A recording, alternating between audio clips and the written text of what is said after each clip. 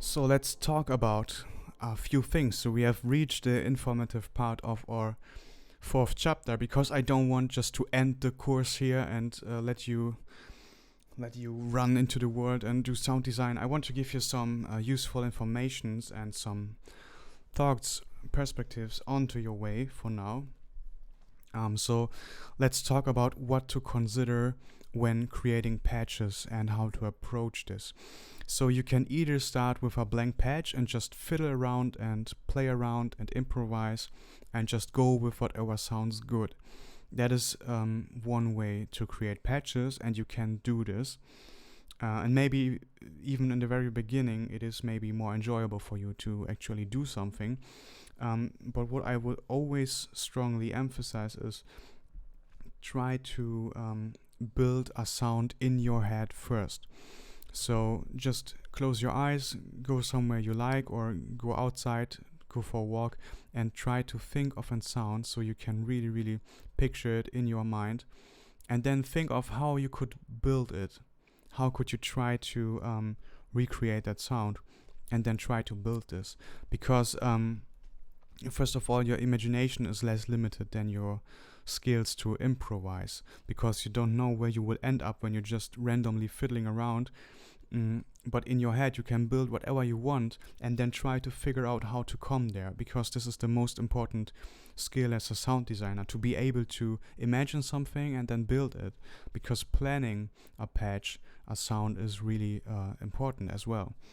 So I would just tell you to practice this sometimes, and you don't need to overwhelm yourself. So you don't need to think of the biggest and hardest sound that you could ever imagine and then start to become depressed if you can't build it in the first place, because we can easily overwhelm ourselves.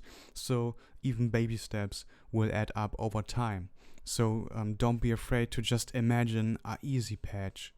Maybe really a simple thing with 2 effect plugins or a specific envelope, or think of a movement that an LFO could make, and then try to produce that patch actually. But so generally when you create patches, like I showed you the 4 main types. So what we have in front of us here is the plugged type. This is just a summary so far. So, for a plugged patch, this initial attack transient is really important. This transient is what makes this patch plugged. Because a plugged patch is, as you remember, like if you play on a string instrument and you plug on the string, on a guitar or a cello. Of course this sounds futuristic here because synthesizers are pretty futuristic, but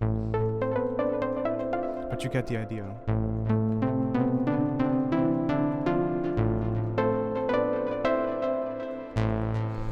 Then you know about pads, that they have evolving textures, so they have these longer envelopes.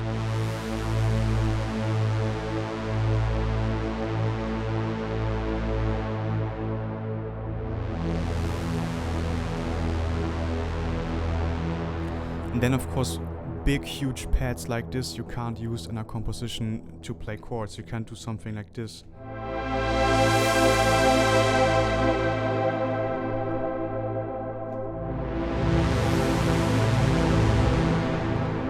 Because first of all, it doesn't sound good. I mean, this was a beautiful chord, but it just didn't sound beautiful because this pad is harsh and epic. And the second thing is it consumes too much space in your composition. So if you play this, your bass, your lead, everything else will disappear because this is way too strong. So when you create pads, and they are either specific to play only single notes like this one,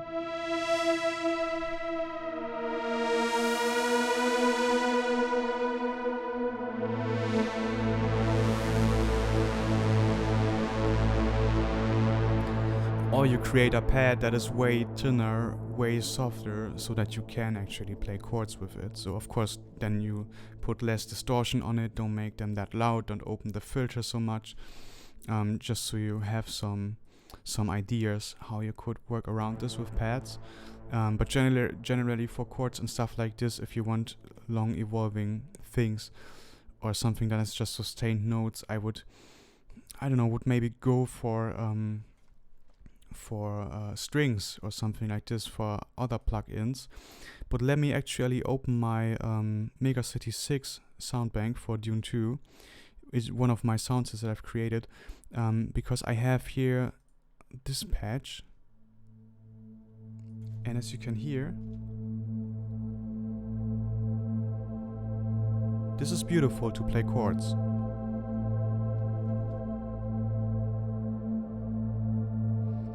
Because it's really quiet, has a closed filter, it's soft. And it doesn't come in the way of something. Of course, this is super quiet, so it's not super easy to make this work in a composition. But you get the idea.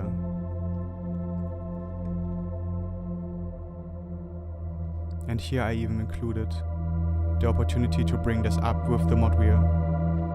So you can play this with some expression, like a choir.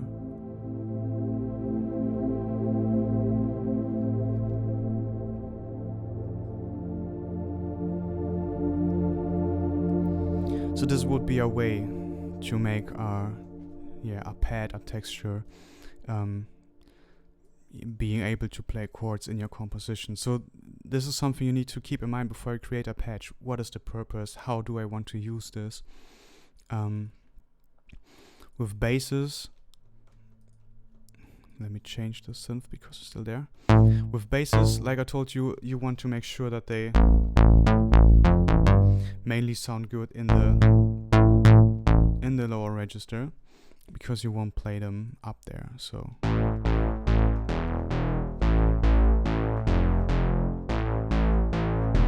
sounds good here, but doesn't need to sound good up here because it's a bass. So this is something, again, when you create a bass, don't try to make it sound good everywhere. Do it more on the lower edge. And for bass, like I told you, usually you don't want to use delay or reverb. It's here, but it's turned off, so don't get confused by this. So basses usually they wanna be dry and wanna be strong in the low end and support your track. So you don't need to put room onto them, except you want. There's no rule that forbids this to you. Actually, I have a bass here with delay. Let me find it. Infinity. This one, but this is a really special one. This is more like a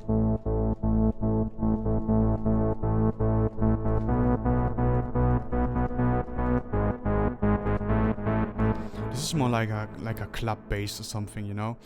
And even with a specific technique that is called sidechain, which is a completely different topic, but maybe you know sidechain. With sidechain together, I can make this to a real cool futuristic club theme. This is why I have created this bass, and this is how it's being played in my demo video for the sound set. So just as an example where you could actually use delay if you really have an idea for it, if you know why you are doing this.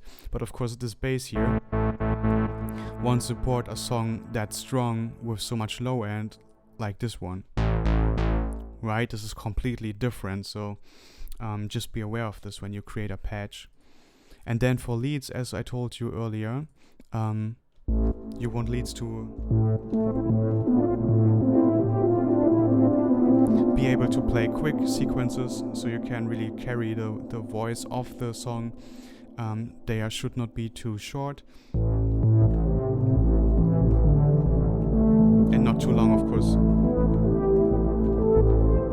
And they should sound well across the whole range of your keyboard, because that's the main thing.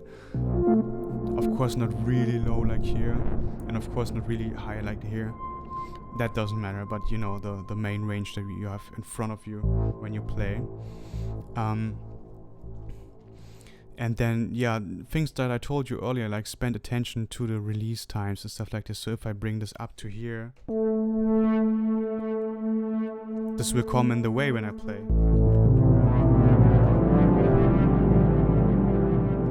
So unless I don't want this specific effect, you know, like spend attention, because too long tails from different instruments, they can overlap. And with your bass, it's the same. Your bass sometimes sounds cool if it has a little bit of a tail, like this has a little bit of a tail. So I could go down, make it like this, but this is too interrupted, and this here is too long. So I've taken a nice value for this bass. But sometimes you want to go really short, something like this, because if you play quick sequences, maybe let's say this bass would play something like this, then maybe such a short time could sound better than this, because this becomes already roomy. In such cases, you can just set up a sequence for you. I don't know if this is a good one. Yeah. And then you can just fine-tune while it plays. So you can look what is the perfect release. So even this, well, this becomes a little bit clicky. Can you hear this? This is clickiness because it interrupts. So here's no clickiness. Super short, but I can bring it up. But you notice from here on it starts to create more roomy muddiness in the tail because they overlap.